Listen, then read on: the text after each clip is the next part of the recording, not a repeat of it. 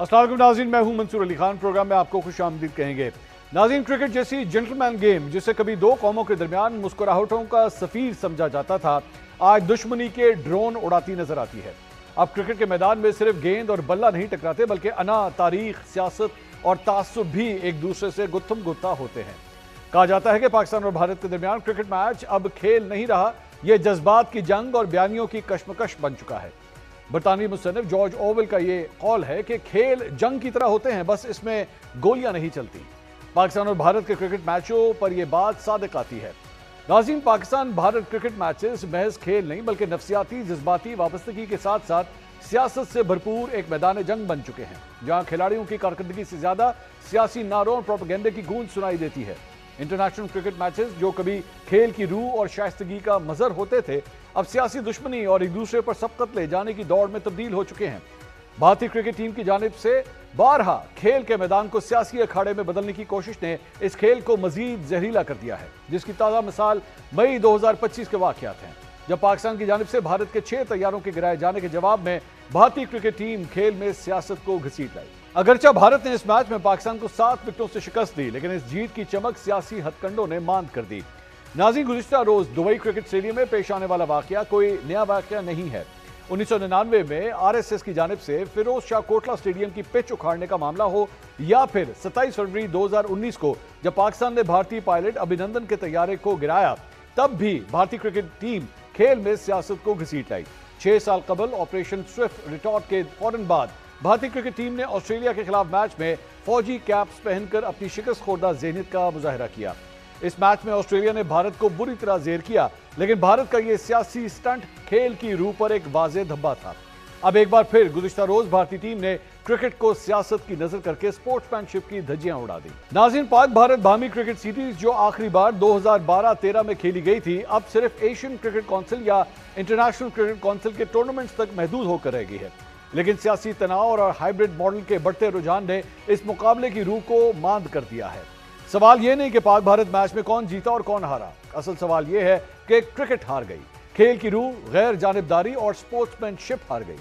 भारत की जानिब से बार बार खेल को सियासत के रंग में रंगना न सिर्फ एक अखलाकी जवाल की निशानी है, बल्कि बैनुल अक़वामी क्रिकेट की सालमियत पर भी एक सवालिया निशान है।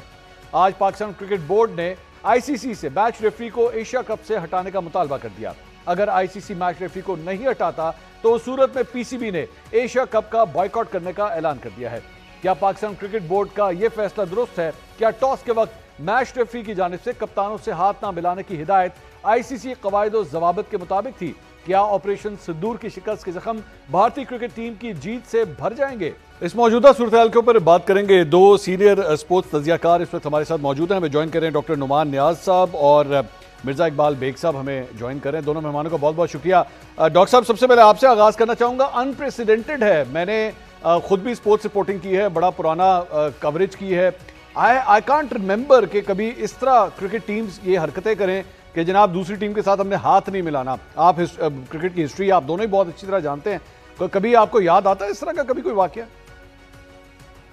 मंसूर, आपने बड़ी अच्छी बात की। देखें, बात सुने, पहले क्रिकेट जो है ना, बिफोर ये इकोनॉमिक जायंट्स जब बनने से पहले, तो आपके पास राइट ऑफ वीटो होता था। ऑस्ट्रेलिया के पास होता था और इंग्लैंड के पास होता था। साउथ अफ्रीका का इंसिडेंट हुआ। Cricket always stood on the right side of the history. Apartheid के अगेंस्ट हमने देखा कि साउथ अफ्रीका बैन हो गया, कॉमनवेल्थ से निकाला गया। सो ये चीज़ें जो है ना, इस तरह का कभी जेस्चर हमने नहीं देखा था। इंडिया पाकिस्तान पहले भी खेले। अगर आपको याद हो, 17 साल के बाद 1978 में इंडिया की टीम पाकिस्तान आई तो Bishan Singh Bedi was there captain. उनका ऐसा बिहेवियर था, इतना कंजानियल बिहेवियर था कि डिस्पाइट कि India lost, Bedi left as a hero to everyone here in Pakistan. तो ये कभी नहीं हुआ। अच्छा, लेकिन इनकी गुत्थी में, इनकी जेनेटिक्स में मसाइल बहुत बड़े बड़े रहे हैं। बिफोर पार्टीशन इनके पास एक प्लेयर था जो इनको मैच जितवाता था, बलवंकर बालू। वो था डैलेट और शूद्रा, तो अनटचेबल। तो वो 8 आउट करके आता था, उसको बाहर ग्राउंड में बिठाते थे टी पे, और अलहदा बर्तन में चाय दी जाती थी, अंदर आने की इजाजत नहीं थी। अच्छा। तो ये तो एक जेनेटिक प्रीडिस्पोजिशन तो है। लेकिन ये जो अब इंटरनेशनल मॉडर्न गेम में, यहाँ पे आपको आईसीसी का फेलियर नजर आएगा। और ऐसे लग रहा है कि ICC now has been held hostage क्योंकि बाकी बोर्ड भी चुप करके बैठे हुए हैं, हॉस्टेड बाय इंडिया, ठीक बीसीसीआई। ठीक है ठीक। कि बहुत बड़ी इकोनॉमिक मार्केट है, ठीक है कि बहुत बड़ा इकोनॉमिक क्लाउड है, ठीक है कि बहुत बड़ी टीम है, जय शाह उन्हीं के हैं जो कि अमित शाह के साहबजादे हैं और आजकल वो आईसीसी को हेड करते हैं, वो भी ठीक है। लेकिन eight the end of the day जो सूर्य कुमार यादव ने हरकत की है, दैट इज नॉट, मैं तो I am not bothered about shaking of the hands. वो तो चले स्पिरिट ऑफ द गेम के अगेंस्ट था, और वो कहीं पे भी डी बार नहीं होता कोई भी। एंडी पाइक्रॉफ्ट पे फोकस करने की इतनी जरूरत इसलिए नहीं है कि ठीक है कि वो आईसीसी का अपना मैच रेफरी होकर आईसीसी के कोड को जो है वॉयलेट कर रहा था, लेकिन कहीं नहीं लिखा हुआ कि हाथ ना मिलाना कोई जुर्म है या कोई पेनल्टी होती है। जो ज्यादा सीरियस ऑफेंस है वो पोस्ट मैच इंटरव्यू में जो सूर्य कुमार ने वो बात की पालगम की और बात की मिलिट्री की, आर्मी की, पॉलिटिक्स की, ये सीरियस ऑफेंस है। ठीक। और इसमें क्लियर है 2.1.1 में लिखा हुआ है कि lack of respect for the opponents, failure to maintain positive atmosphere. इसके अलावा जल्दी से आपको बता दूं कि एक क्लॉज 2.4 है जिसपे अगर आपको याद हो उस्मान ख्वाजा ने ब्लैक आर्म बैंड पहन लिया था पाकिस्तान के अगेंस्ट टेस्ट मैच में कि ऑल लाइव्स आर इक्वल, तो उनको 25% मैच फी पेनल्टी हो गई थी। साउथ अफ्रीका के अगेंस्ट मोइन अली ने रिस्ट बैंड पहन लिया था कि फ्री पैलेस्टाइन और सेव गाजा, तो ये जो थे उनको भी पेनल्टी हुई थी। वो ठीक अगर सर। आप रिलीजियस और पॉलिटिकल नैरेटिव नहीं दे सकते। इंडिया हैज एक्चुअली, मैं समझता हूँ कि ग्राउंड के अंदर तो वो जीते, but they have lost on all forums and this is deplorable. They have hurt the integrity of cricket. Mirza Iqbal Baig sahab, ये जो भी ये इंसिडेंट हुआ, ये जो भी वाकया हुआ, मेरा जरा फोकस मैं बात करना चाहूंगा मैच रेफरी के हवाले से। मैच चले, इंडिया ने तो अपना एक प्लान किया हुआ था, उन्होंने हाथ नहीं मिलाना, वो सब कुछ नहीं करना। मैच रेफरी का काम तो एक्चुअली एक न्यूट्रल किरदार होता है, और वो भी जब आपके कप्तान को कहे कि जनाब हाथ नहीं मिलाना, तो जाहिर बात है उसको फिर किसी ने कहा है ये सब कुछ करने को। उसको रात को ख्वाब नहीं आई होगी, उसे किसी ने कहा होगा कि भाई आपने ये जाना है और जाके पाकिस्तानी कप्तान को कहना है कि आपने हाथ नहीं मिलाना। तो फिर इसका मतलब है कि आईसीसी भी इस सारे मामले के अंदर इन्वॉल्व है। बहुत बहुत शुक्रिया मंसूर। देखें, मैच रेफरी का तकर्रुर जो है वो आईसीसी करती है, और ये एंडी पाइक्राफ्ट जिनका ताल्लुक जो है वो जिम्बाब्वे से है, ये वनडे और टेस्ट मैचेस में रिप्रेजेंट कर चुके हैं जिम्बाब्वे की टीम को। लगता ये है कि इनको किसी ने इंस्ट्रक्शन दी थी। अब ये 69 बरस के हो गए, मेरे ख्याल में अगले बरस ये फिर रिटायर भी हो जाएंगे मैच रेफरी की हैसियत से। लेकिन माजी में भी कई एग्जाम्पल्स मौजूद हैं जब एंडी पाइक्राफ्ट का पाकिस्तान के साथ मुतासिबाना रवैया रहा है। तो इससे साफ जाहिर होता है कि इनको इंस्ट्रक्शन मिली है। कहीं पर ये खबर चल रही थी कि कहीं वो ये कह रहे हैं कि मुझे भारतीय बोर्ड ने कहा था।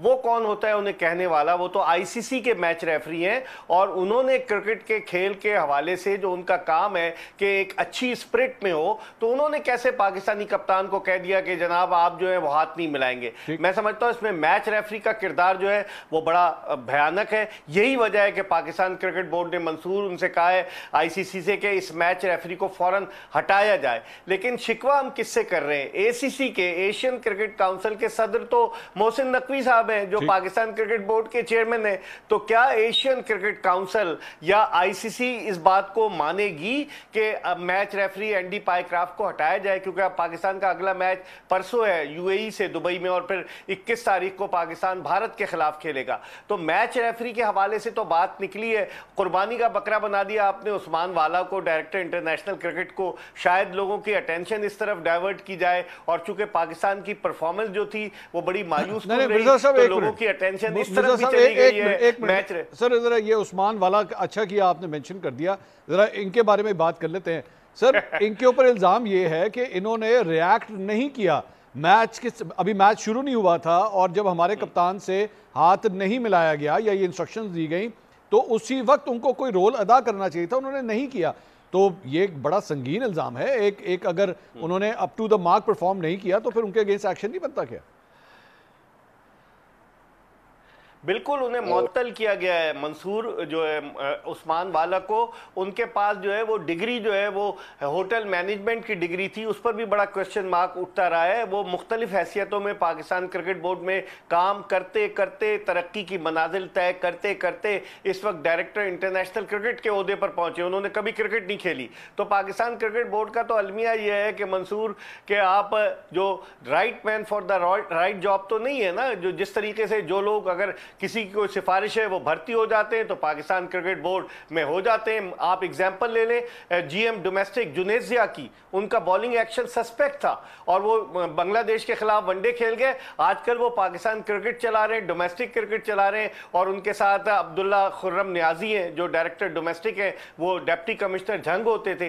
तो पाकिस्तान क्रिकेट में अगर right man for the right job आ जाए प्रॉपर तरीके से, तभी पाकिस्तान क्रिकेट को इन तनाज़ात से बचाया जा सकता है। अब डॉक्टर नुमान नियाज़ साहब, ये हमें by the way Kamran Akmal ने भी ज्वाइन किया, मैं कामरान के पास भी आता हूँ। डॉक्टर साहब, नाउ देयर इज़ वर्ड कि शायद पाकिस्तान अपने अगले मैचेस ना खेले, जो आज मुख्तलिफ टेलीविजन चैनल्स पे है कि अगर आपने मैच रेफरी को तब्दील ना किया, इज़ दिस डूएबल? दोनों चीज़ें, क्या वो रिमूव करवाना उनको और पाकिस्तान का ना खेलना, क्या ये डूएबल है?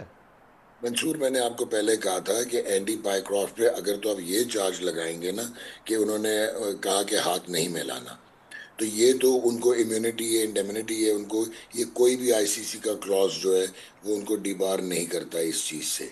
ये पॉलिटिकल सेंटिमेंट जो है जो उन्होंने सूर्य कुमार ने किया है, क्योंकि ये मैच रेफरी थे, तो आई होप कि Pakistan cricket board takes them to the cleaners on this pretext, right clause use करके।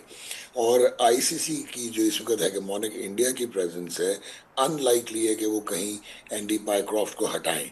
और अगर आप 2023 का वर्ल्ड कप देखें, ये मिर्ज़ा भाई ने बिल्कुल ठीक कहा, वो ना सिर्फ कि पाकिस्तान की तरफ उसका एक इनहेरेंट बायस है, बल्कि जो इंडिया के मेजर मैचेस में पाइक्रॉफ्ट ही को रखा जाता है हमेशा मेजर टूर्नामेंट्स में, चाहे फाइनल्स हों, बिकॉज उसकी बहुत ज़्यादा leaning is towards BCCI and India.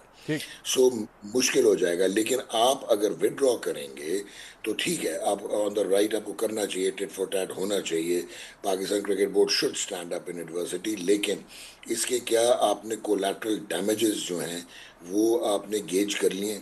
अगर वो नहीं हटाते पाइक्रॉफ्ट को, और अब आप अगर इस बात को अगर आपने ऑफिशियली कह दिया है कि आप टूर्नामेंट नहीं खेलेंगे, तो स्पॉन्सर्स का क्या होगा? एक ऑफिशियली नहीं कहा डॉक्टर साहब, जराए से चल रही है खबर, ऑफिशियली नहीं कहा। ऑफिशियली कह नहीं सकते, ऑफिशियली कह नहीं सकते, बिकॉज बहुत सारे कोलैटरल डैमेज हो जाएगा। ठीक, इट्स नॉट दैट सिंपल। ये इकोनॉमिक्स की गेम है। इंडिया तो खेलने ही इसलिए आया है कि उनको फोर्स किया गया है इकोनॉमिक पावर्स ने कि भाईजान नथिंग डूइंग, पाकिस्तान इंडिया का तो मैच होगा। अच्छा ठीक। और दो टीमें इसलिए एक्स्ट्रा डाली गई थी क्योंकि पाकिस्तान इतने खस्ता हाल में था, उनको डर था कि पहले राउंड में बाहर होकर सिर्फ एक मैच ना हो इंडिया पाकिस्तान का, दो हल्की टीमें डाली कि कम से कम मिनिमम 2 मैचेस मिले। अच्छा चले, मैं अब जरा थोड़ा सा अब जरा पाकिस्तान टीम पे भी जरा स्पॉटलाइट लेकर आते हैं। अब मैं तीनों से आपसे जरा कमेंट लेना चाहूंगा। कामरान से सबसे पहले स्टार्ट करेंगे। कामरान, डिबेट्स कल रात से शुरू हो चुकी है, जैसे ही मैच खत्म हुआ 11 साढ़े 11 बजे के बाद से भरा हुआ है सोशल मीडिया कि जनाब बाबर और रिजवान की वापसी होनी चाहिए। आपका वोट किस तरफ है? बाबर रिजवान के हवाले से खुद भी एक साबिक विकेट कीपर है, रिजवान की बात हो रही है, आपकी क्या राय है?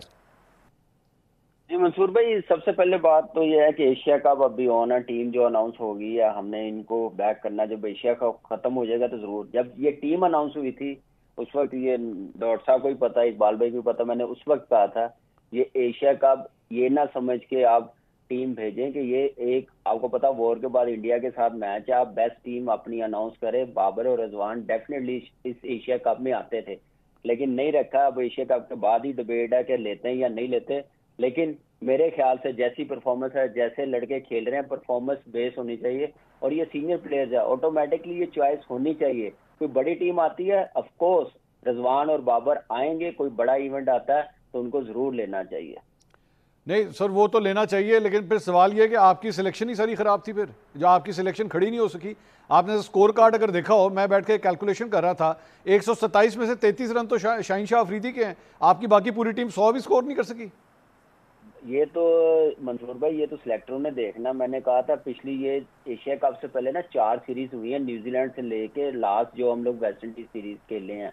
क्या हमारी सिलेक्शन कमेटी ने बैठ के सोचा कि ये टीम में इतनी क्या नाम है एबिलिटी है कि tough condition, tough opponent, quality bowling आ जाए, ये परफॉर्म कर सकते, उस हिसाब से ये टीम अनाउंस की है एशिया कप के लिए। ये मेरे ऑन कैमरा मैंने बात की है। मेरे ख्याल से ये सोच के बनाई होती, देख के बनाई होती, तो कभी ना ये टीम और बेहतर अनाउंस करते और बेहतर परफॉर्मेंस आती। लेकिन उनकी सिलेक्टरों की मर्जी है। लेकिन डेफिनेटली मैं फिर बोलूंगा, छोटी टीमें आए, जैसे अभी यूएई है या आइलैंड आएगी, तो आप अपने सीनियर प्लेयर्स को रेस्ट करवाते हैं, नए प्लेयर डेवलप करते हैं जो 7-8 साल से काम नहीं हुआ। ठीक है, जब आईसीसी इवेंट होगा, एशिया कप होगा, टॉप की 4 टीमें आएंगी, कोई भी सीरीज होगी, तो जरूर T20 टीम में होना चाहिए। वनडे और टेस्ट मैच हमारे इन प्लेयरों के बगैर नहीं बनती। मिर्जा साहब आपकी क्या राय है सर? एक डिबेट ये भी हो रही है कि भाई यही है, इससे ज्यादा नहीं बेहतर और आ सकते थे लड़के, इससे बेहतर 11 लड़के नहीं खेल सकते थे। आप भी यही समझते हैं? हमारा पूल अब यही है,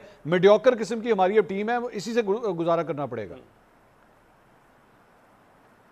मंसूर, सबसे बड़ा अलमिया ये है कि हमारी सिलेक्शन कमेटी का कोई चेयरमैन नहीं है, कोई अकाउंटेबिलिटी नहीं है। जब से मोहसिन नकवी साहब पीसीबी के चेयरमैन बने, इन्होंने जो सिलेक्शन कमेटियां बनाई हैं उनमें किसी चीफ सेलेक्टर को नहीं रखा। मोहम्मद यूसुफ एक सिलेक्शन कमेटी में थे, अब्दुल रज़ाक थे और वहाब रियाज गैर एलानिया चीफ सेलेक्टर थे। अब जो ये सिलेक्शन कमेटी है इसमें आकिब जावेद को जिम्मेदारियाँ गैर एलानिया चीफ सेलेक्टर के तौर पर दी गई हैं और सोने पर सुहागा अलीम डार जो दुनिया के चंद बेहतरीन अंपायर में से एक थे, उनको इन्होंने सेलेक्टर बना दिया बजाय इसके कि उनकी खिदमात ये अंपायरिंग के मयार को बेहतर बनाने के लिए लेते। तो इसका मतलब ये हुआ। और बिलाल अफजल साहब जो कि मुशीर है वो भी सिलेक्शन कमेटी में बैठ रहे थे। बहुत ऐसे मसाइल थे इस सिलेक्शन कमेटी के कि जिसकी कोई अकाउंटेबिलिटी नहीं हो रही थी। और अब आप देखें ना, जब से हम किससे, आयरलैंड से हारे, उसके बाद अमेरिका से हारे, जिम्बाब्वे से हारे, फिर उसके अलावा हम अभी जो है यहाँ बांग्लादेश से हारे और अब भारत से हारे, अफगानिस्तान से हारे, तो हम उन टीमों से हारे जो हमसे नीचे हैं। इसका मतलब है पाकिस्तान क्रिकेट जो है वो बजाय बुलंदी की तरफ जाने के पस्ती की तरफ जा रही है। कौन है जिम्मेदार? लड़कों को कौन सेलेक्ट करता है? सिलेक्शन कमेटी सेलेक्ट करती है। नहीं तो मिर्जा साहब आए ना, फिर खुल के बात करते हैं। अगर मोहसिन नकवी साहब पीसीबी चेयरमैन ना होते तो हालात ये मुख्तलिफ होते। आपकी राय है? यही राय है आपकी? बिल्कुल, उनकी मसरूफियात इतनी ज़्यादा हैं मंसूर कि वो वज़ीर दाखिला भी हैं। उन्होंने लोगों को लगा दिया है 50-50 लाख रुपए पे मेंटोर रख लिए। जो उन्हें मशवरा दे रहा है वो उसी मशवरे पे अमल कर रहे हैं जिससे फ़ायदा नहीं हो रहा क्रिकेट को। तो कम अज़ कम उनको ये तो सोचना चाहिए। अब वो सारे ब्यूरोक्रेट्स को पाकिस्तान क्रिकेट बोर्ड में लेकर आ गए। आप देखें, आप तो सियासी प्रोग्राम करते हैं। सुमैर अहमद सैयद जो है वो पीसीबी के चीफ ऑपरेटिंग ऑफिसर बना दिए गए। अब्दुल्ला खुर्रम नियाजी जो झंग के डिप्टी कमिश्नर थे वो इस वक्त डायरेक्टर डोमेस्टिक क्रिकेट है। रफिया हैदर जो लाहौर की डिप्टी कमिश्नर रही है वो इस वक्त वीमेन विंग की चेयरपर्सन है। इर्तिजा कुमैल जो इनके साथ होते थे नकवी साहब के सिक्योरिटी के, वो पाकिस्तान टीम के सिक्योरिटी के। तो वो सारे लोग अपने ट्रस्टेड लोगों को लाएं, लेकिन क्या उन ट्रस्टेड लोगों ने डिलीवर किया या नहीं किया, ये भी एक क्वेश्चन मार्क है। और यकीनन इसकी फिर जिम्मेदारी जो है वो हेड पर वाक़ई होती है ना, जो जिन लोगों की वो अप्रूवल देते हैं उन पर वाक़ई होती है इसकी जिम्मेदारी। डॉक्टर नुमान नियाज़ साहब, मैं दोबारा जो क्वेश्चन मैंने मिर्जा साहब से पूछा था आपसे भी, ये सर टैलेंट ऑफ पूल यही है क्या? ये भी तो एक फैक्ट है ना। ठीक है, ये तो मैनेजमेंट के हवाले से मिर्जा साहब फरमा रहे थे। मुझे टैलेंट की बात बताइए, इससे बेहतर रिजल्ट निकल सकता था आपके ख्याल में? सबसे पहले बात यह है कि एक तो टैलेंट क्यों नहीं है, ये बात की एक लॉन्ग डिबेट है। और आप ये मान जाएं कि आप मुंह से बोलते रहते हैं मॉडर्न क्रिकेट, अगर आपके पास कोई इंफ्रास्ट्रक्चर ही नहीं है मॉडर्न क्रिकेटर्स प्रोड्यूस करने का, साइंटिफिक इंटीग्रेशन से बाकी टीम जब तक आप स्किल लेवल पे खेलते थे और दुनिया स्किल लेवल पे खेलती थी तो आप जीत जाते थे इंडिविजुअल ब्रिलियंस पे। कमरान अगर ब्रिलियंट था ये जीत जाते थे। अब वो टीमें बहुत साइंटिफिक होके आगे चली गई हैं और आप उनको कम्पीट ही नहीं कर पाते। एक तो ये रीज़न। दूसरा, अनफॉर्चुनेटली बाबर को या रिजवान को आपने इसलिए नहीं निकाला था कि आप टेम्पलेट चेंज करना चाह रहे थे। आप तो ये प्लेयर्स अगर लेके आने थे तो वो तो राशिद लतीफ़ ठीक कहता है कि बाबर आजम एक टांग पे भी इनसे बेहतर प्लेयर है, ठीक है ना। So at the end of the day, अभी आपने जो कल इंडिया के against Kamran will bail me out जो टीम खिलाई है उसमें साम अयूब हम कंफ्यूज करते हैं कि वो वनडे का बेहतरीन बैट्समैन है, बट 43 T20 इंटरनेशनल्स 450 हैं, 20 की एवरेज है, 136 का स्ट्राइक रेट है। फखर को आपने डिस्प्लेस किया क्योंकि फेवरेट मोहम्मद हारिस हैं। Mohammad Haris I don't think so कि इंटरनेशनल मटीरियल है। वो एक वन डायमेंशनल बैटिंग करने की कोशिश करता है, स्लॉगिंग करता है, वो साइंटिफिक पावर हिटिंग भी नहीं करता। आपने रिजवान को बाहर करना था, आपने और कोई विकेट कीपर हसीबुल्ला वगैरह तैयार नहीं किए हुए थे, आप इसको लेके आ गए। पहले आप नंबर 6-7 पे खिलाते रहे, 11 इनिंग्स में 54 रन थे before he scored that one dimensional half side. एक मिनट डॉक्टर साहब, आपने ना साइम अयूब का चूंकि जिक्र किया तो ये मेरी एक दुखती रग है। मैं ज़रा चाहूँगा इसको ज़रा थोड़ा सा और भी मुझे एक्सप्लेन कर दें। साइम अयूब नहीं तो फिर कौन? बताएं, ओपनिंग जोड़ी क्या बनती है आपकी, बता दें। अब बात सुने, मैं ये नहीं कह रहा कि साइम अयूब के क्यों नहीं रन्स कर रहा, 5 इनिंग में 3 डक्स क्यों हैं, एटीट्यूड जो शॉट्स खेल के कल कट के बॉल पे वो ढीला खेल के गली में आउट हो गया क्यों? तो इसका मतलब है कि वो लाइटली ले रहा है and he is taking his place for granted. क्या कमरान अकमल ग्रांटेड लेता था अपनी जगह? अगर ये 3 मैच में परफॉर्म नहीं करते थे इनको मुसीबत पड़ जाती थी। अच्छा, अब वो बॉलर बना हुआ है तो या फिर उसको बॉलर बना दूं, ठीक। मैं ये कह रहा हूँ। ठीक। माई और वैसे फखर जमान को आपने डिस्प्लेस किया, उसको अगर खिलाना था, चाहे वो रन्स कर रहा है या नहीं, स्टिल योर बेस्ट बेट, वो नंबर 3 पे खेलता था। फिर आपने कप्तान आपका, अलमिया ये है कि T20 में वो डिजर्व ही नहीं करता कि वो T20 मैचेस के करीब आए। वो ठीक। कप्तान है। वो जब अंदर आता है तो आपका हसन नवाज जो एक अच्छा प्रोडक्टिव प्रोसेस ड्रिवन लड़का लगता है, वो नंबर 6 पे आप कॉम्प्रोमाइज कर देते हैं। ठीक। आप खिला रहे हैं फहीम अशरफ को, हाँ। आप रेगुलर बॉलर खिलाया नहीं अपने इंडिया के हम्म। अगेंस्ट। आपके 3 स्पिनर जरूर होंगे डिफरेंट टाइप के, पर अटैक वन डायमेंशनल बन जाता है। ठीक। मिडिल ओवर किसने करने थे? शाहीन से डेथ ओवर होते नहीं। अच्छा, फहीम को खिला रहे हैं ऑलराउंडर, फहीम से बॉलिंग नहीं करवा रहे। हम्म। अगर वो आप उसको एज बैट्समैन खिला रहे हैं तो नंबर 8 पे खिलाएंगे। वो तो मेरी नजर में T20 में सलमान आगा से बेहतर बैट्समैन है। ठीक। सो नाउ आपने तो टीम ही गलत खिलाई हुई है, टीम वो ही गलत है। बैलेंस ही नहीं। ठीक। तो कामरान, आपकी नज़र में भी यही सारा ये जो फॉर्मेट अभी डॉक्टर साहब ने जिक्र किया, साइम अयूब के ऊपर पूरी एक तनकीद की उन्होंने, हारिस को उन्होंने कहा जगह ही नहीं बनती इंटरनेशनल टीम के अंदर, आपकी भी यही राय है या आपके ख्याल में सिर्फ छोटी मोटी रद्दोबदल ही होनी चाहिए? देखिए मंसूर भाई, जो आपने बात की ना, टैलेंट नहीं है, टैलेंट को बनाया जाता है और उसके बाद वो आई ऐसी होनी चाहिए, आपका प्रोसेस बेहतर होना चाहिए, सिस्टम आपका बेहतर हो तो टैलेंट निखर ही जाता है, मिल ही जाता है आपको। पाकिस्तान में सब कुछ है लेकिन उसके लिए माइंड ऐसे नहीं है जो दुनिया के पास है। दुनिया क्रिकेट किस तरफ चली गई है, हम लोगों का माइंड उस तरफ नहीं जा रहा। हम लोगों का माइंड ये जा रहा है कि 2 मेरे आ जाए 2 तेरे आ जाए, ऐसे हम लोग टीम बनाने, अपने अपने फेवरेट्स खिलाने के चक्करों में पाकिस्तान की क्रिकेट की तबाही हो गई है। और जहां तक साइम, देखें साइम अच्छा है लेकिन हमने जब फखर को 3 पे लाए हैं, हसन नवाज आ गया, डॉक्टर साहब ने बड़ा जबरदस्त डिस्क्राइब किया है। हसन ओपन पे शुरू हुआ, 4 पे आया, छक्का उसको मारना आ गया, तो मैंने उसी वक्त बात कह दी थी अब इसका नंबर नीचे आता जाएगा। वो अब नंबर 6 पे आ गया।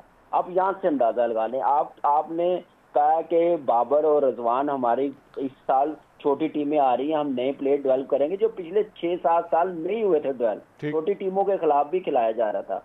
आपने ये कहा था, अब मेजर टूर्नामेंट आया, हमने कहा वो प्लेस किधर है, आपने एबिलिटी देखी, आपने टीम क्या बनाई है, कंडीशन को देख के, इंडिया की टीम को देख के, अब वो पोजीशन नहीं है, अब वो डिफरेंट सिनेरियो है इंडिया के साथ खेलना, जो 10 मई से पहले होता था, उसको सामने रखते हुए आपने टीम नहीं बनाई। फिर इतना बड़ा टूर्नामेंट है तो ऐसे आप ब्लंडर मारेंगे, ग्रास रूट लेवल आपका बिल्कुल नहीं है, क्लब क्रिकेट नहीं है, डोमेस्टिक क्रिकेट कोई देखने नहीं जाता। मैं सारा, आपने इतनी स्पोर्ट्स कवर की है, डोमेस्टिक क्रिकेट होती थी, कोई प्रोसेस होता था, क्राइटेरिया होता था परफॉर्मेंस का, अब वो नहीं है, कुछ भी नहीं है।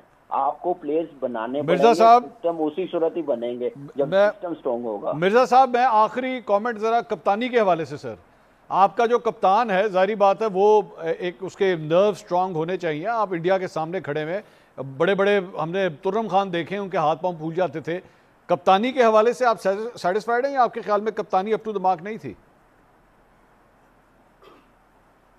एक तो मंसूर में ऐड कर दूं, जिस तरह डॉक्टर नुमान नियाज ने तजिया किया है, इनको हसन चीमा की जगह कौमी सिलेक्शन कमेटी में होना चाहिए था क्योंकि हसन चीमा भी राय देते रहे और बड़ा अच्छा उन्होंने एनालाइज किया। और कामरान अकमल से आपने नहीं कहा कि खुल के बोलें, आप मुझे से कह रहे थे खुल के बोलें। दूसरी कप्तानी की, कामरान ने, मैं बता एक मिर्जा साहब ठहर, मिर्जा साहब on a lighter note, Kamran ने अभी 2-3 दिन पहले कमेंट दिया था, बड़ा वायरल हुआ था, मैं उसको जरा शील्ड कर रहा हूँ इस वक्त में।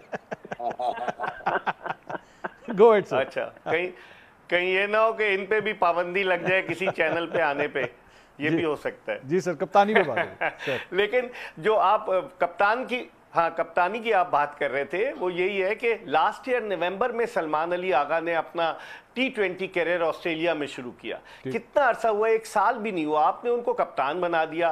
फिर वो टेस्ट के अच्छे खिलाड़ी हैं कि टेस्ट में उन्होंने परफॉर्मेंस दी है, फिर वनडे में उन्होंने परफॉर्मेंस दी है। आपने एकदम से उठा के एक ऐसे खिलाड़ी को जिसकी 11 रुकनी टीम में जगह नहीं बन रही, राशिद लतीफ बिल्कुल सही कहते थे। ये अलग बात है कि उन्होंने अफगानिस्तान के खिलाफ ट्राई सीरीज के एक मैच में मैन ऑफ द मैच हुए, 53 रन नॉट आउट स्कोर किए, लेकिन उनकी जगह नहीं बन रही और वो बॉलिंग कराने से डर रहे हैं। मंसूर, वो तो जब ऑलराउंडर ऑलराउंडर के जुमरे में आते हैं ना, कि वो ऑलराउंडर है, ऑफ स्पिन बॉलिंग भी करते हैं। उन्होंने कितने ओवर्स किए और उनकी कप्तानी में सबको नजर आ रहा है। कल जो 128 रन को आप डिफेंड कर रहे थे तो उन्होंने स्लिप ही नहीं रखी हुई थी। किस तरह की कप्तानी कर रहे हैं, तो जिसे पिया चाहे वही सुहागन वाली बात है, बस अब क्या कह सकते हैं।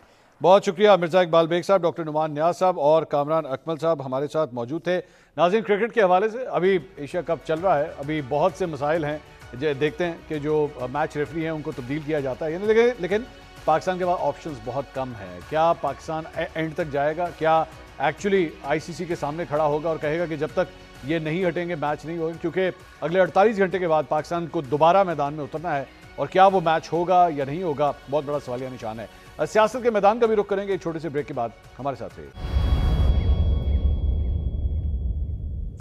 नाज़रीन, welcome back after the break. Cricket के बाद अब कुछ सियासत के मैदान की बात करते हैं। वज़ीर आला खैबर पख्तूनख्वा अली अमीन गंडापुर के ऊपर बहुत प्रेशर डेवलप हो रहा था पाकिस्तान तहरीक इंसाफ की जानिब से कि वो अडियाला जेल में इमरान खान साहब से मिलने के लिए क्यों नहीं जाते। आज अली अमीन गंडापुर बिलाखिर अडियाला जेल पहुंचे। सिर्फ वो नहीं पहुंचे बल्कि खैबर पख्तूनख्वा की काबीना के अराकीन भी उनके साथ पहुंचे। इस मौके पर अलीमा खान साहबा के साथ भी उनकी एक मुश्तरका प्रेस कॉन्फ्रेंस हुई, लेकिन इस मरतबा भी अली अमीन गंडापुर की मुलाकात इमरान खान साहब से नहीं हो सकी। उन्होंने हुकूमत के ऊपर भी तनकीद की और दीगर स्टेक होल्डर्स के ऊपर भी तनकीद की। साथ ही साथ 27 तारीख को पाकिस्तान तहरीक इंसाफ का जलसा पेशावर में होगा, इसका बाकायदा ऐलान भी किया गया। क्या इस पूरी प्रैक्टिस का जो अडियाला जेल के बाहर आज की गई, जिसमें पूरी काबीना भी वहाँ पे मौजूद थी, इससे कोई फ़ायदा हुआ? इससे क्या कोई मैसेज गया है या नहीं? इसके ऊपर मजीद बात करेंगे। पाकिस्तान तहरीक इंसाफ के रहनुमा शाहिद खटक साहब हमारे साथ मौजूद है और मुस्लिम लीग नून के रहनुमा राना एहसान अफजल साहब इस वक्त हमें ज्वाइन करें। दोनों मेहमानों का बहुत बहुत शुक्रिया। शाहिद साहब, आज अडियाला जेल के बाहर अली अमीन गंडापुर साहब काबीना के साथ बैठे, एक किस्म का सेशन उन्होंने वहाँ पे मुनाकिद किया। क्या सिंबॉलिक वैल्यू थी इसकी? इससे आपके ख्याल में इस बैठक से क्या होगा? अच्छा, पहली बात यह कि अडियाला के सामने जिस तरीके से एक सूबे के इलेक्टेड चीफ मिनिस्टर को रोका गया और उनको ना बल्कि उनकी पूरी काबीना को रोका गया और जेल में उनकी मुलाकात नहीं कराई गई, तो अब इसको मुझे खुद नहीं समझ आ रही कि इसके लिए मैं कौन से ऐसे अल्फाज इस्तेमाल करूं। देखिए, इमरान खान साहब एक खैबर पख्तूनख्वा जो है वो उनकी नाम की हुकूमत है और अली अमीन गंडापुर उन्हीं की जमात का चीफ मिनिस्टर है। होना ये चाहिए था कि चीफ मिनिस्टर जिनको इमरान खान साहब की गाइडेंस चाहिए होती है मुख्तलिफ मौके के ऊपर, उनको उनकी मुलाकात ये रोक देते हैं और फिर पीछे से मुख्तलिफ किस्म के प्रोपेगेंडे भी किए जाते हैं। लेकिन आज तकरीबन 5-6 घंटे तक उनको जेल के सामने बाहर बिठाया गया और उनकी मुलाकात नहीं कराई गई। तो मैं इसकी तो पहले तो मैं मजम्मत करता हूँ। और ये 4.5-5 करोड़ अवाम जो खैबर पख्तूनख्वा की इलेक्टेड गवर्नमेंट है, इस वक्त पाकिस्तान में एक वाहिद इलेक्टेड हुकूमत है, वो खैबर पख्तूनख्वा की है। बाकी तो फॉर्म 47 के ऊपर बने हुए हैं। तो अली अमीन गंडापुर साहब को इन्होंने मुलाकात नहीं कराई। बुनियादी तौर पे दुनिया के सामने ये जो सो कॉल्ड जमहूरियत है उसका मकरू चेहरा सामने आ रहा है। पूरी मीडिया ने रिपोर्ट किया, पूरी सोशल मीडिया ने देखा कि अली अमीन गंडापुर जो है वो एक ढाबे के ऊपर बैठ के चाय पी रहे थे और एक लाचार बेबस अनइलेक्टेड हुकूमत पंजाब की जो एक इलेक्टेड चीफ मिनिस्टर की मुलाकात नहीं करा सकती, तो बाकी पंजाब की आवाम को क्या रिलीफ देगी? शाहिद साहब, ये अभी आपने थोड़ी सी ये बात की कि जनाब इसके ऊपर कंट्रोवर्सी होती है गंडापुर साहब के हवाले से। ये भी तो हकीकत है कि एक्चुअली ये कंट्रोवर्सी ज़्यादा आपकी अपनी पार्टी के अंदर से जनरेटेड है। आपकी अपनी पार्टी के कारकुन अली अमीन गंडापुर के रोल के ऊपर जो है वो बार बार सवाल उठाते हैं। अभी पिछले हफ्ते आपके पूरे सोशल मीडिया के अंदर जो है वो आपके मुख्तलिफ कारकुन आपस में लड़ रहे थे और उसमें भी अली अमीन गंडापुर ही एक्चुअली हत्फे तनकीद थे। तो आपके ख्याल में आज यहाँ पे जाना उस प्रेशर की वजह से भी था कि गंडापुर साहब ने जाके हाजिरी लगाई वहां पर? अली अमीन गंडापुर ने सुप्रीम कोर्ट ऑफ पाकिस्तान में भी पिटीशन की, 4 से ज्यादा पिटीशन इस्लामाबाद हाई कोर्ट में की कि मेरी मुलाकात हो जाए। अगर ये तसलसल के साथ ये मुलाकातें होती रही इमरान खान साहब के साथ, देखिए अली अमीन गंडापुर के खिलाफ कंट्रोवर्सीज कब क्रिएट की गई? एक मिनरल बिल जब आया उसको कंट्रोवर्शियल किया गया, उसके बाद जो बजट का मामला आया उसमें अली अमीन गंडापुर को कंट्रोवर्शियल किया कि इमरान खान साहब के साथ उनकी जो मशावरत होनी थी बजट के हवाले से वो नहीं हुई। तो जब ये तसलसल टूट गया और स्पेशली अभी जो इमरान खान साहब ने जो मिलिट्री ऑपरेशन है उसके हवाले से अली अमीन गंडापुर साहब के साथ जो है गुफ्तगू करनी है, उनको गाइडेंस देनी है, उनको डायरेक्शंस देनी है और उस इशू के ऊपर इमरान खान को अली अमीन गंडापुर ने ब्रीफ करना है। तो जब ये तसलसल टूट गया, पिछले 6-7 माह से उनकी मुलाकात नहीं हुई, तो उसका तो नुकसान होना था। देखिए इमरान खान साहब जो हैं वो हमारे महबूब लीडर है, 25 करोड़ अवाम में सबसे मकबूल लीडर हैं। 8 फरवरी को इमरान खान साहब को पंजाब, खैबर पख्तूनख्वा, सिंध, बलोचिस्तान सब ने मुतफिका तौर पे अपना लीडर मुंतखब किया और वोट के जरिए एतमाद का इजहार किया। तो जब वो तसलसल टूटा तो अली अमीन गंडापुर जो है उनके ऊपर प्रेशर भी आया, अली अमीन गंडापुर के ऊपर सवालात भी उठे और अली अमीन गंडापुर जो है वो अकाउंटेबल भी हुआ। तो ये तमाम प्रेशर है उनके ऊपर, लेकिन आज सिर्फ और सिर्फ वो पूरे पाकिस्तानी कौम के सामने इस सिस्टम का मकरू चेहरा सामने लाना चाह रहे थे कि इस मुल्क में ना आईन है ना कानून है, इस मुल्क में एक इलेक्टेड चीफ मिनिस्टर की ये हैसियत है, वो लोगों के सामने लाना चाह रहे थे, इसलिए वो अडियाला जेल गए आज। राना एहसान अफजल साहब, ये जो भी आज ये पूरी एक्सरसाइज की गई पाकिस्तान तहरीक इंसाफ की जानिब से, आप नहीं समझते कि एक्चुअली आपकी पूरी हुकूमत या पूरा सेटअप जो है वो एक्चुअली स्पॉटलाइट में आ गया कि जनाब एक इलेक्टेड वजीर आला, एक खैबर पख्तूनख्वा का चीफ एग्जीक्यूटिव, वो उसकी ऐसी भी कानूनी वैल्यू नहीं है कि वो अडियाला जेल में अपने पार्टी के लीडर से जाके मिल सके। पहले भी वो इस बात का गिला कर चुके हैं कि मेरा तो पासपोर्ट भी ब्लॉक कर दिया गया। इससे आपकी हुकूमत के ऊपर मजीद प्रेशर नहीं डेवलप होगा, क्या ख्याल है? बिस्मिल्लाह रहमान रहीम। देखिए मंसूर साहब, इससे कोई प्रेशर डेवलप नहीं होगा। देखिए पीटीआई के जो कारकुन हैं या जो इनके पार्लियामेंटेरियंस हैं, उनके जहन में खान साहब की पॉपुलैरिटी बिल्कुल अरूज पे हो सकती है और उनको लग सकता है कि जी उनके लीडर जो हैं, अगर उनकी कोई स्टेटमेंट या गाइडलाइन अगर नहीं आएगी तो केपीके का बजट नहीं पास होगा। या उनको ये भी लग सकता है कि अगर मुल्क में दहशतगर्दी है तो अगर रियासत की एक पॉलिसी है तो उनके मुताबिक कोई और पॉलिसी होनी चाहिए और वो इम्प्लीमेंट होनी चाहिए। लेकिन ये उनके जहन में ये सारी चीज़ें हो सकती हैं, हकायक का उससे कोई ताल्लुक नहीं है। देखें हकीकत क्या है कि खान साहब को 14 साल की सजा हुई हुई है करप्शन के ऊपर, और खान साहब अपनी जमात को चला नहीं सकते क्योंकि एक कन्विक्टेड आदमी जो 14 साल की सजा काट रहा होता है, दुनिया में उसको इजाजत नहीं दी जाती कि वो पॉलिटिकल पार्टी को चलाए। और अगर बजट पास होना है तो जब तक वो बजट पास या अपनी हदायत ना दे तो बजट पास ना हो। और ये भी नहीं होता कि एक बंदा जो जेल में 14 साल की करप्शन पे सजा काट रहा हो राना साहब, वो मुल्क की एक राना साहब मंसूर साहब जरा बात मुझे मौकफ मेरा मुकम्मल हो लेने दें। ओके, आप कर लीजिए, वो कर लीजिए। वो जो है वो फॉरेन पॉलिसी मुल्क को बताए कि केपीके का जो चीफ मिनिस्टर है वो अगर ऐसे नहीं करेगा और वैसे वो जो है मुज़ाकरात कर ले, फलाना कर ले, तो ये इनके ख्यालात में ये हकायक हो सकते हैं, लेकिन इसका हकीकत से कोई ताल्लुक नहीं है। और जब वो ऐसा करने की कोशिश करेगा जिस तरह की वो ट्वीट्स करते हैं जो कि पोलराइजेशन को मजीद फैलाती हैं, नफरत को मजीद फैलाती हैं, अदारों पे हमलावर होते हैं, तो फिर रियासत में कोई रेड कारपेट नहीं इनको बिछा के देना कि उसके लिए हम फैसिलिटेट करें कि वो अपनी जमात को के अंदर भी सियासत करें और मुल्क में भी एक तसादम वाला माहौल बनाए। It is no rocket science, ये बड़ी सिंपल सी बात। आपने राना साहब इससे पहले आपने बात की कि जनाब ये नहीं हो सकता कि एक कन्विक्टेड कैदी जो है वो एक सियासी जमात को चलाए, ये पॉसिबल नहीं है। लेकिन माजी के अंदर तो मियां नवाज शरीफ साहब खुद भी इस काम करते रहे हैं। मुझे आज भी याद है जनरल बाजवा की जब एक्सटेंशन की बारी थी तो आपकी पूरी टीम जो है वो उठ के यहाँ से ऑल द वे लंदन गई थी और जाके उनसे मुशावरत की थी और बताया था कि जनाब हम एक्सटेंशन देना चाहते हैं, जो कि बहुत अहम इशू था।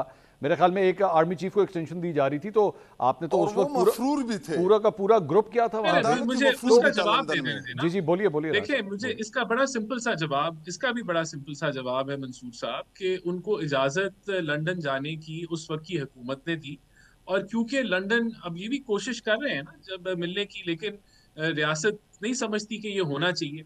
अगर ये इजाजत ना देते लंदन जाने की और वो जेल में रखते और वो और आप सुन लेना, भाई हम कह भी नहीं रहे कि वो हम कोई भेज भी नहीं रहा, लेकिन बात ये तो इनका प्रेरोगेटिव भी नहीं है कि उन्होंने लंदन भेज दिया, वहां जाके मिल लिया। यार भाई आप अपनी बारी में बात करो ना यार, थोड़ी सी अब यानी कि ये आप अपनी बारी में जो मर्जी बात करें, अभी मुझे बोलने दें। तो इसकी बड़ी सिंपल सी लॉजिक है, वो लंदन थे तो जरूर उनसे हम मिलने गए, हमने मुशावरत की। अगर इस वक्त जो है वो जेल में है, अगर वो जेल में है तो वो रियासत की ये इट इज प्रेरोगेटिव के मिलने देना है या नहीं देना। और ये बिल्कुल, ये मैं ऑन रिकॉर्ड कह रहा हूँ कि किसी को इजाजत नहीं होती जो कन्विक्टेड होके वो सियासत करे। राणा साहब, लेकिन अभी आपने चूंकि खुद आपने कहा कि रियासत ने ये फैसला, बेसिकली आप मुझे तस्दीक कर रहे हैं कि रियासत ने ये फैसला किया है कि गंडापुर साहब की मुलाकात नहीं होने देनी इमरान खान साहब से। Is that correct? बिल्कुल, ये कोई हम जो है एक जो रेड कारपेट नहीं फैसिलिटेट नहीं करेंगे ना, जिस तरह की पॉलिटिक्स खान साहब करना चाह रहे हैं नहीं, जेल लेकिन से उनकी बैठ बाकी के, मुलाकातें तो उसकी हो रही है ना facilitation राणा नहीं साहब, उनकी बाकी मुलाकातें तो हो रही हैं, उनकी बैरिस्टर गौहर से बिल्कुल, मुलाकात हो वो जाती है, मुलाकातें सलमान अकरम राजा से होनी हो चाहिए। जाती है, तो इनसे क्यों नहीं हो सकती? उनकी मुलाकातें होनी चाहिए, लेकिन सियासी मुलाकातें तो नहीं हमने करानी ना, उनसे पार्टी तो नहीं चलवानी। अगर वो पार्टी सर चलाने की वो कोशिश करेंगे। सर सलमान जी, अकरम राजा या बैरिस्टर गौहर जब जाते हैं इमरान खान साहब से मिलने के लिए, तो ये सवाल तो नहीं करते ना कि अगली दफा पाकिस्तान का बॉलिंग अटैक क्या होना चाहिए मैच के अंदर? वो सियासत के ऊपर ही बात करते हैं जाके। नहीं देखें, लेकिन इससे फर्क पड़ता है ना, अगर वो उसके बाद निकलने के बाद वो और मजीद जो है वो ऐसे बयानात देंगे कि जी आपको मैं हुक्म दे रहा हूँ कि आप अफगानिस्तान चले जाएं और फलाना कर लें, तो उसके ऊपर मैं आपको फिर रिपीट कर रहा हूँ कि हम फैसिलिटेट तो नहीं करेंगे ना इस चीज ठीक। को कि एक जो है वो जो जो नेशनल एजेंडा है उसके खिलाफ कोई सियासत करना चाहे और वो कन्विक्टेड हो करप्शन के ऊपर, तो उसको हमने फैसिलिटेट तो नहीं करना। ठीक है, तो वो बिल्कुल हम नहीं फैसिलिटेट कर रहे उसको। शायद खटक साहब, ये एतराज जो राणा साहब कह रहे हैं, एक और एतराज गंडापुर साहब के ऊपर ये भी आया है कि अभी अभी 12 हमारे फौजी जवान शहीद हुए, बन्नू के अंदर उनका जनाजा पड़ा गया, वहाँ पे मुल्क के फील्ड मार्शल आर्मी चीफ वहाँ पे मौजूद थे, मुल्क के वजीर आजम वहाँ पे मौजूद थे, लेकिन आपकी जमात से ना कोई MNA, ना कोई MPA, ना कोई सेनेटर और ना आपके वजीर आला वहाँ पे मौजूद थे। तो इस तरह लग रहा है जैसे आपका स्टाइल ऑफ पॉलिटिक्स जो है वो एक्चुअली नेशनल कोर्स से जो है वो अलग होता जा रहा है। आप नहीं समझते गंडापुर साहब को वहाँ पे होना चाहिए था?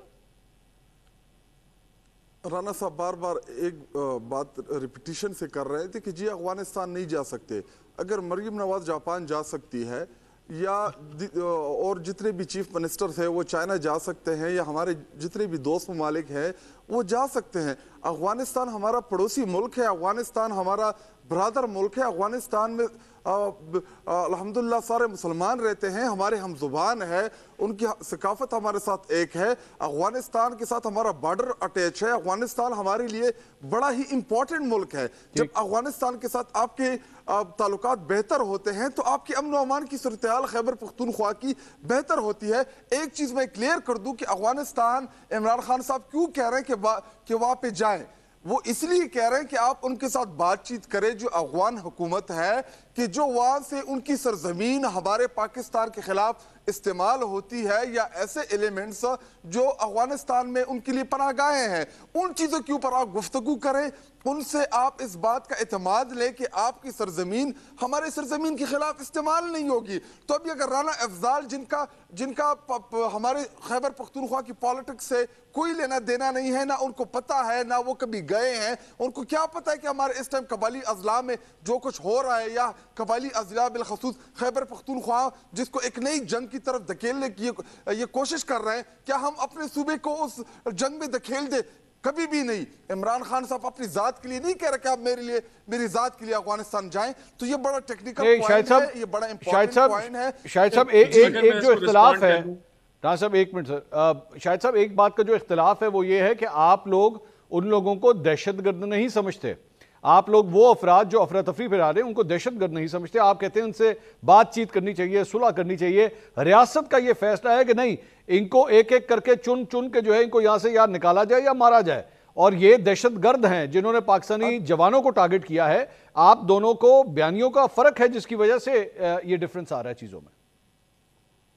मैं एक बात ये कि अफगानिस्तान में जो वहां पे अफगान हुकूमत है जिसके इधर इस्लामाबाद में सफीर भी बैठा हुआ है, इससे पहले जो डिप्टी प्राइम मिनिस्टर था वो गए, उन्होंने मुलाकात की, मौलाना फजल रहमान गए, हुकूमत लोग गए।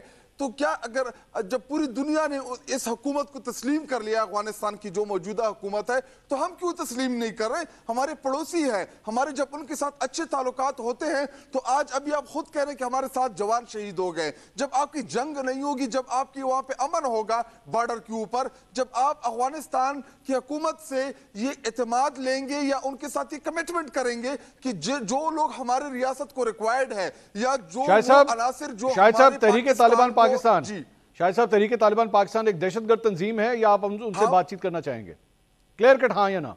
मैं आपको एक बात कह रहा हूं कि तहरीक तालिबान जो भी रियासत के खिलाफ अटैक में मुलविस होता है, वो जो भी जमात हो, उसका जिसके साथ भी ताल्लुक हो, जो पाकिस्तान के ऊपर अटैक करेगा, जो पाकिस्तान की सरजमीन में दहशतगर्दी फैलाएगा, जो पाकिस्तान की सरजमीन के ऊपर फसाद करेगा, इधर जंग लाएगा, हम उन तमाम कुव्वतों के खिलाफ हैं। बहुत लेकिन शुक्रिया, हम चाहते हैं कि बहुत हमारे शुक्रिया, बहुत शुक्रिया। शाहिद खटक साहब, राना एहसान अफजल साहब, दोनों रहनुमा हमारे साथ मौजूद थे। नाज़रीन, गुफ्तगू आपने सुनी। एक ब्रेक लेंगे।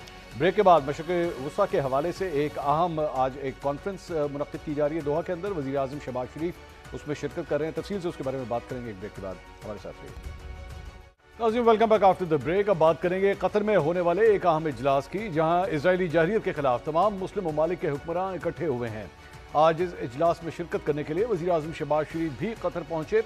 दोहा में अरब और दीगर इस्लामी ममालिक का मुश्तरका इजलास, इसकी अहमियत क्या है और क्या OIC की मौजूदगी में मुस्लिम ममालिक कोई नया ब्लॉक बना सकते हैं? इसराइल जब गजा, शाम, लबनान, यमन और ईरान पर हमले कर रहा था, अगर उस वक्त तमाम मुस्लिम ममालिक इकट्ठे होकर इसराइली जारहियत का जवाब देते तो क्या कतर पर हमले की नौबत आती और हालिया इसराइली जारहियत का इब्राहिम अकॉर्ड पर क्या असर पड़ेगा? इन तमाम सवालों के जवाब ढूंढने की कोशिश करेंगे। हमारे साथ मौजूद हैं सीनियर सहाफ़ी और मंसूर जाफर साहब।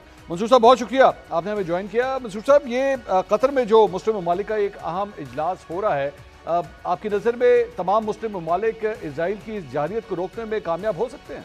जी, इसमें कोई शक नहीं जी कि ये एक बड़ा ही यूनिक किस्म का शो ऑफ सॉलिडारिटी इस वक्त अरब और इस्लामी दुनिया जो है कतर के साथ कर रही है, क्योंकि कतर पर जिस अंदाज से इसराइली जारहियत का इंतखाब किया गया है, इसकी किसी भी बैन अवी कानून, किसी भी अखलाक, by any stretch of law and morality इसकी इजाज़त नहीं दी जा सकती। और ख़ास तौर पे इंटरनेशनल लॉ और जो फी ज़माना आप जिसे इंसानी हकूक़ या जो जंगी कानून कहते हैं, उसमें भी जो नेगोशिएशन कराने वाले लोग हैं, जो मीडिएटर्स होते हैं, वो और उनके साथ साथ जो उस नेगोशिएशन प्रोसेस में लोग इन्वॉल्व होते हैं, यानी उनका दर्जा एक सफारतकार का होता है। और दुनिया भर में सफारतकारों के प्रोटेक्शन के हवाले से, उनके प्रिविलेज के हवाले से जो बैन अवी कन्वेंशन हैं, वो इस बात की इजाज़त नहीं देते कि उन लोगों को, चाहे आपके उनसे कितने ही नज़रियाती इख्तलाफात हों, कितने ही आप उनके ख़िलाफ़ हों, उन्हें आप किसी भी तरीके से अपने टारगेट लिस्ट पे नहीं रखते। लेकिन इसराइल एक ऐसा जारे मुल्क है कि जिसने इन तमाम बैन अवी कवानीन और उसूल व ज़वाबित जो है उसको बालाए ताक रखते हुए एक तीसरे मुल्क में इस जारहियत का इर्तकाब किया, जिससे उनका यह ख्याल था कि शायद कतर जो है और इसी तरीके से जो दीगर मुज़ाकरातकार हैं, वो उनके इस दबाव में आके इस पीस प्रोसेस को हमेशा के लिए खैरबाद कर दें। लेकिन यहाँ पे मैं समझता हूँ कि कतर की क़यादत और उनके वज़ीर आज़म समेत उनके जो अमीर हैं, उनका जो एक डिसीजन, उनका बड़ा ही रेजोल्यूट किस्म का अज़्म कि वो पीस प्रोसेस को कभी भी बंद नहीं करेंगे और इस हवाले से वो अपना फरीज़ा सर अंजाम देते रहेंगे। मैं समझता हूँ यही उनके रिजॉल्व देखते हुए इस वक्त जो आलम इस्लाम और अरब दुनिया जो है वो इस वक्त कतर के अंदर इकट्ठी है और उनके साथ जो शो ऑफ सॉलिडारिटी कर रही है, ये उनके उसी रिजॉल्व की मैं समझता हूँ एक रिकग्निशन है। और इस पर कतर जो है वो हकीकी मानों में मुबारकबाद का मुस्तहक है, क्योंकि मैं समझता हूँ कि ये इस वक्त पूरा एक ऐसा इंसिडेंट यानी डेवलप हुआ है कि जिसके नतीजे में वो जो रीजन का एक पूरा कॉन्फिडेंस था, ख़ास तौर पे अपने जो इत्तेहादी हैं, अमेरिका हो, यूरोप हो, उनकी शक्ल में, कि उन्होंने वो फील करते हैं अरब इस वक्त कि उन्हें डिच किया गया है, उन्हें बिट्रे किया गया है। उन्होंने जिस अंदाज से इस खत्ते के अंदर अमन लाने के लिए और ख़ास तौर पे जो वर्ल्ड पावर्स हैं, बिलखुसूस अमेरिका, उनका जो भी एजेंडा था इस रीजन के अंदर उसको प्रमोट करने के हवाले से अपने कांधे भी पेश किए, अपनी सरजमीन भी पेश की। दुनिया की सबसे बड़ी जो उनकी आउटपोस्ट इस वक्त मिडल ईस्ट में मौजूद है, उसको वो उसके लिए एक लिहाज से फैसिलिटेशन भी दे रहे हैं, मेज़बानी भी कर रहे हैं। तो उसके बावजूद जब ज़रूरत पड़ी और हकीकी मानों में उनके साथ खड़े होने की ज़रूरत थी, तो ऐसे वक्त में उनका साथ नहीं दिया गया, उनकी सॉवरेनिटी को, उनके टेरिटोरियल जुरिस्डिक्शन को ब्रीच किया गया, जो किसी भी आज़ाद खुद मुख्तार मुल्क और सॉवरन मुल्क जो है उसके लिए सबसे बड़ा चैलेंज है। और कतर मैं समझता हूँ अभी अपने अरब और मुसलमान भाइयों की क़यादत में इस चैलेंज से नंबरदार होने के लिए जिस अंदाज से सर जोड़कर बैठे हैं, हमें पूरी उम्मीद है कि इस इजलास के नतीजे में यानी एक पॉजिटिव आउटकम जो है वो देखने को मिलेगा। लेकिन मंसूर साहब, इसी दौरान जब ये इजलास मुनक़िद किया जा रहा था तो दूसरी जानिब इजरायली वज़ीर आज़म के साथ अमरीकी सेक्रेटरी खारजा मार्को रूबियो ने एक मुश्तरका प्रेस कॉन्फ्रेंस की। अब जाहिर बात है इसकी टाइमिंग जो है वो बहुत सिंबॉलिक है। क्या इस सिंबॉलिक प्रेस कॉन्फ्रेंस के बाद भी मुस्लिम ममालिक को अमरीका की तरफ देखना चाहिए? देखिए जी, मैं समझता हूँ कतर के आप अगर वज़ीर आज़म का स्टांस देखें तो इस मौके पे दुनिया ये तवक्को रखती थी कि अमेरिकन प्रेसिडेंट नहीं तो कम से कम उनके वज़ीर ख़ारजा कतर ज़रूर तशरीफ़ लाएंगे और कतर के साथ जो है इज़हार यकजहती और उनके साथ एक शो ऑफ सॉलिडारिटी करेंगे। लेकिन जो कतर की लीडरशिप है उन्होंने दिल बड़ा करके खुद वाशिंगटन का दौरा किया। लेकिन ऐसे मौके पे जिस तरीके से रूबियो साहब जो है वो इसराइल लैंड किए हैं और वहाँ 2 दिन से वो मुकीम हैं, और ख़ासतौर पे आज जो उनकी एक बड़ी तफसीली मुलाकात हुई है जो उनके इसराइली वज़ीर आज़म साहब के साथ, और उसके बाद जब उनसे सहाफ़ी ये सवाल कर रहे थे ख़ासतौर पे इस इशू के बारे में कि आया अमेरिका जो है इस नौइयत के किसी दूसरे हमले जो है उसकी इजाज़त देगा, तो उस पर रूबियो ने जवाब नहीं दिया। उस पर इसराइली वज़ीर आज़म हैं उन्होंने सवाल उचकते हुए कहा जी हम बिल्कुल करेंगे, जब तक हमास ख़त्म नहीं होती, उनकी लीडरशिप ख़त्म नहीं होती, हम इस नौइयत की कार्रवाइयाँ जारी रखेंगे। ऐसे में मैं समझता हूँ बिल्कुल अमरीकी वज़ीर ख़ारजा उस प्रेस कॉन्फ्रेंस में एक ऐसे मुल्क के वज़ीर आज़म के सामने बेबस नज़र आए कि जो अमरीकी आशीर्वाद, उनके असले, गोला बारूद, उनकी सियासी सफारती हिमायत के बगैर उसकी एक टके की हैसियत नहीं है। ये जो कहा जाता है कि शायद ये इसराइल का अपना इंडिविजुअल एक्ट था, लेकिन अब महसूस ये होता है कि ये कतर पर हमला जो है वो इसराइल का इंडिविजुअल एक्ट नहीं था, बल्कि ये कोलैबोरेटिव एफर्ट थी जिसमें अमेरिका की एक डिप्लोमेटिक और टैसिट सपोर्ट उनके साथ थी। और यही वजह है कि आपने देखा कि अल उदैद एयर बेस का जितना डिफेंस सिस्टम है वो इस मौके पे इनफेक्टिव रहा। तो अब कतर तो ये बात सोचने पे मजबूर है, कई बार सोचने पे मजबूर है कि वो कौन सी ऐसी वजूहात थी कि जिसकी बिना पे उन्हें अंधेरे में रखा गया और उनकी जो टेरिटोरियल इंटेग्रिटी और सॉवरेनिटी है उस पर एक तीसरा मुल्क जो है वो हमलावर हुआ। बहुत शुक्रिया मंसूर जाफर साहब, सीनियर सहाफ़ी हमारे साथ मौजूद थे। मशरिक़ वस्ता की ताज़ा सूरत हाल के ऊपर तबसरा कर रहे थे। नाज़रीन, प्रोग्राम से अब तक के लिए इतना ही। कल आपसे दोबारा मुलाकात होगी। अल्लाह हाफ़िज़।